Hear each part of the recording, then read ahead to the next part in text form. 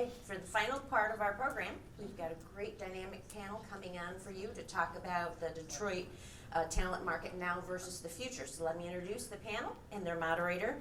First, Brandy Johnson, who's the policy advisor, post-secondary education and workforce development for the state of Michigan. Frank Venegas Jr., chairman and CEO, Ideal Group, and my buddy. KimArie Yowell, Vice President, Talent Development for Quicken Loans. And their great moderator, John Gallagher, Senior Business Columnist for the Detroit Free Press. Thank you. You're welcome. Everybody. Thank you. KimArie, Quicken Loans needs to hire so many thousands of people, Yes. including interns. You can't just wait for people to walk in the door. So some of the things you're doing. Oh wow, we're doing a lot.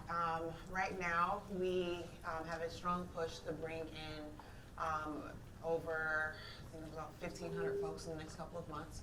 In addition to that, we think about our pipeline in the long term. So we have programs that we've set up to work with DPSCD in terms of 6th graders, 8th graders, and high schoolers with internships, paid internships, as well as just introducing them to what we do within our organization, because we feel we are a technology company that does mortgages. And so we need the talent when it comes to technology. And we're finding that, like it was stated earlier today, that we are competing with Ford. We're competing with Blue Cross Blue Shield of Michigan. And so we have to think differently of how we're doing that. So right now we do a program called Day of Innovation, which we bring in 6th graders and we expose them to technology. We have the QSTEM program where we partner with DPSCD as well, and we do a several month-long program for those students as well. So we teach them hard coding, because the idea is that if we think about that now, 5 years from now or 10 years from now, those students will be prime candidates to work for us within our organization. So even down to the 6th grade level. Mm-hmm. We're also with a new program that we just implemented in the last year or so. We are starting to look at computer science for K through 12. And so by 2021, our hope is to have a computer science curriculum throughout DPSCD in partnership. Okay. Frank, same thing. Your company Ideal Group. You can't just wait for folks to come in. What we've done, I'm involved in the Detroit Cristo Rey and the Holy Redeemer. And I'll be real honest on how we did it is instead of having a private jet, I have Delta. And that money that I saved there, I use it in the school. But it's a continuation because you have to have money. What we do more than anything else is we took over our school. And we took a look at what we needed to do, and we renovated the whole school. We set standards. Yesterday, we closed the deal on how we're going to build a STEM room. Now I'm going to have 3rd graders that are working in coding. I have a 6th grader that can code like a senior in high school. And we're creating these opportunities, but we need as business leaders to say, we're going to do this. And I go back and I'm always surprised on how many people don't even mentor anybody. And they may mentor their niece or nephew or son, but I'm talking about someone else.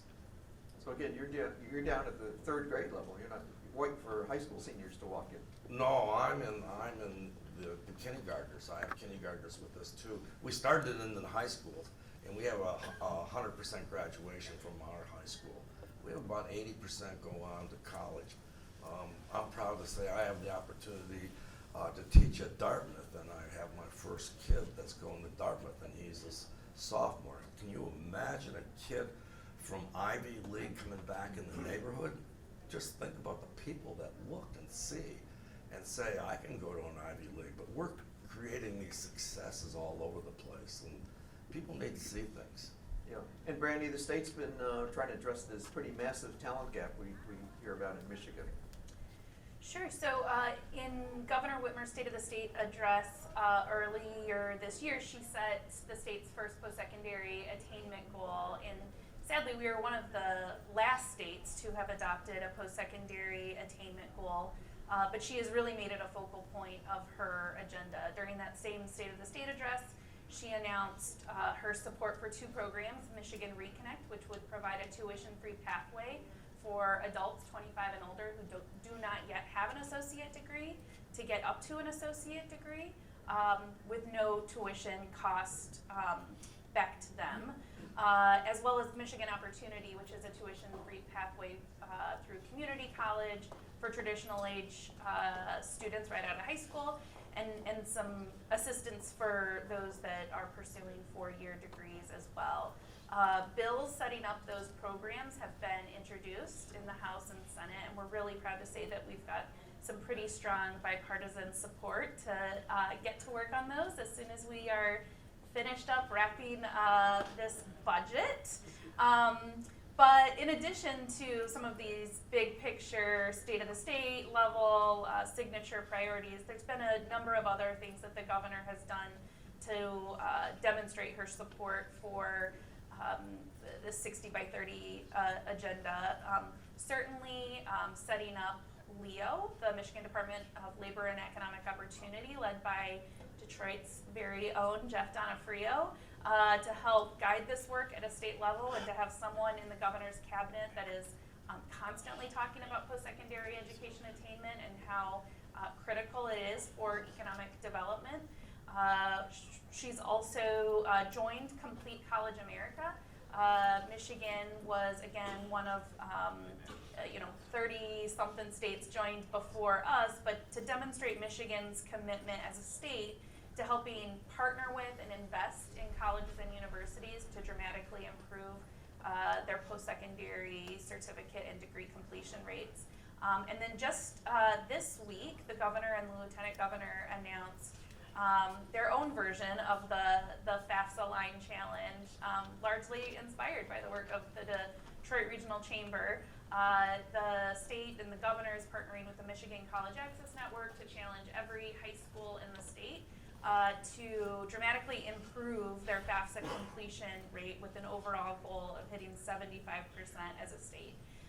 And the governor will be doing tributes and social media shout outs to high schools that hit those markers, inviting some of those high schools down to the governor's office for a tour and a photo and hopefully a meeting with their legislators, and then also speaking at their commencement addresses for schools that dramatically improve their FAFSA completion rate, because we know how critically important federal financial aid is for students pursuing post-secondary.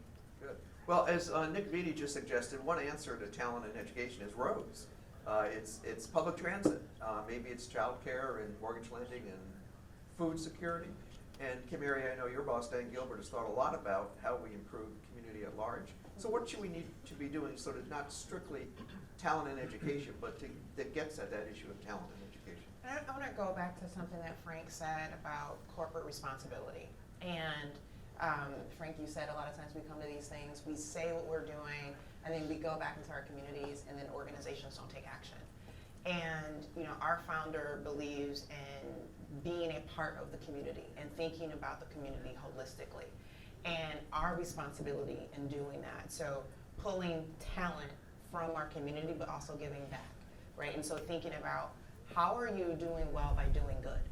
And so not just the talent that we're gonna get and what that will do for us, but thinking about the neighborhoods, thinking about how are you partnering with the universities, thinking about how you're partnering with the other nonprofits, because in order for us to be successful within this region, we all have to work together. And that's something that within our organization, we live and breathe every day. Frank talked about mentorship. A huge part of the programs that we have created outside of our organization, where we are working through K through 12 and internally, is hugely based on mentorship. So how are we taking our team members and their insights and their knowledge and helping these young people understand that there is a place for them to go and paint a vision? Because there is a belief that we can't be what we don't see. And so in our communities, we do have young people who don't see themselves going to college. They don't see themselves graduating from high school. They don't see themselves working in corporate America. And so it's important for us to create those partnerships and relationships with them, not just in what we say, but also what we do every single day. Yeah. Frank, Brandy, what else do we need to be thinking about besides strictly, You know, you talked about infrastructure and everything. We're gonna have a big problem here with all these new people that are moving into the city and buying the lots for $400,000, $500,000, $600,000, $700,000. Most of them are educated and have degrees and have masters and things like that, come from all over the country. We need to convince, and whether we build, forget about building buildings all over the place and talking about who we get in here. We really need to get a country day, a league, a major charter school that has grades and is catering to the highly educated people, because they're gonna take their kids out there. And once you start taking your kids out to Farmington Hills or Grosse Pointe, and they see what it's like, the husband or the wife that's running these kids back and forth are gonna say, I'm gonna move. Because we don't have education here. We don't have high quality education, and I haven't heard anybody talk about that type. You know, we're gonna put secondary, we're gonna put universities, we're talking about University of Michigan building a big building. Where is the top flight educations in the high school? And you can put quotas in there where 20–30% of the people that are here have the opportunity to go to it. But if you don't bring what they need, they'll leave. yeah, Brandy? One of the calls to action to employers was to, really encourage employees to go back and pursue post-secondary education. So when I think about employers and a key part of their own employee infrastructure, so many employers have tuition assistance programs. So certainly if you don't have a tuition assistance program, that's something you can think of. For those that do, how is it marketed? Is it on page 43 of your HR handbook, deeply buried? Do employees have to pay up front out of pocket and then get reimbursed later? There's some barriers and policies at the employer level that can be really brought to bear to make meaningful differences in employees' lives. In a world in which, and I'm incredibly optimistic, Reconnect passes, and we do, really will be only the second state in the country to provide tuition-free community college to adults 25 and older. Think about how to repurpose those investments in tuition assistance to address the non-tuition financial costs to pursuing post-secondary education, whether that's flexible work hours or paid time off to go to class and to study, as well as support for childcare. I share my personal story all the time. I have a 2-year-old and a 4-year-old now, and my kids happen to attend childcare and preschool on the campus of Lansing Community College. So just like President Wilson said, every single day when I drop my 2-year-old and 4-year-old off at preschool, I say we're going to college because we're going to Lansing Community College. But I try to instill into them that importance of post-secondary education. But more importantly, more than 50% of my children's classmates in their daycare and preschool are the kids of parenting students. And I see and interact with these parents every day, and having a high quality place for their children to be Monday through Friday, 9 to 5, so that they can usually both work and pursue their coursework at LCC is really powerful and really meaningful. So although we are very excited and think it's a huge culture game changer in terms of taking tuition off the table as a barrier for post-secondary for adults, we have to think about those non-tuition costs as well. All right, a few minutes left. If a corporation is not involved to the extent that Ideal or Quicken is in K through 12, how do they get started? What do they do?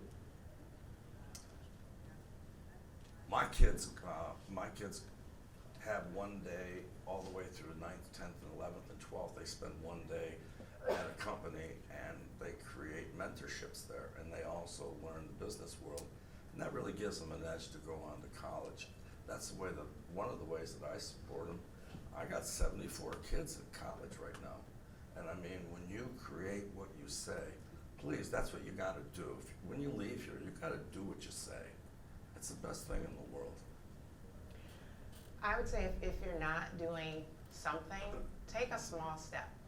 One small step, whether it is create a mentorship program if you're thinking externally. If you're thinking internally, think about what your needs are in the organization. That was huge for us to say, where are we trying to go in the next 5 years?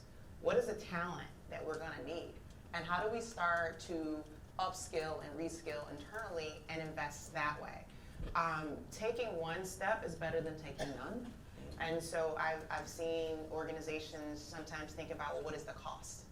Right? What is that gonna cost me to train those folks? So what is it gonna cost you not?